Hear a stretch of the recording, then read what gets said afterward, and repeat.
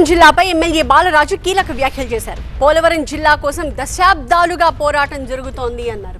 Polavaram జిల్లాపై cabinet లో అప్పటికప్పుడు నిర్ణయం తీసుకున్నారన్నారు. పోలవరం జిల్లా ఏర్పాటుతోనే ఏజెన్సీ అభివృద్ధి జరుగుతుంది, కానీ పోలవరం జిల్లాలో పోలవరం ఉండాలి అన్నారు ఎమ్మెల్యే బాలరాజు. పోలవరం జిల్లాలో పోలవరాన్ని కలపాలంటూ ఈ నెల 22న మన్యం బంద్ కూడా నిర్వహిస్తున్నారు. పోలవరం నియోజకవర్గాన్ని మండలాలను కలపాలంటున్నారు గిరిజనులు. రంపచోడవరం కేంద్రంగా ఏర్పడే కొత్త జిల్లాలో పోలవరం ఉండాల్సిందే అన్నది వాళ్ళ డిమాండ్. ప్రజల అభిప్రాయాలను ప్రభుత్వం దృష్టికి తీసుకువెళ్తానన్నారు ఎమ్మెల్యే బాలరాజు. అందరి అభిప్రాయం ఒకటైతే ఖచ్చితంగా ఈ జిల్లాకు సంబంధించినటువంటి ప్రతిపాదన రంపచోడవరం ఒకవేళ జిల్లా చేస్తే మా పోలవరం కాన్స్టిట్యున్సీకి సంబంధించి అనే మండలాలు కూడా కలపాలనేటువంటి ప్రతిపాదన కూడా చేస్తాం. పోలవరం జిల్లాకు చేస్తే ఎందుకంటే ప్రాజెక్టు కేంద్రపాలిత ప్రాజెక్ట్ ఇక్కడ ఉంది, అలాగే జిల్లా కూడా ఇక్కడ ఉంటే ఏజెన్సీ ప్రాంతాల్లో కూడా అనేకమైనటువంటి అడ్మినిస్ట్రేటివ్ కూడా ఇక్కడ ఉంటుంది.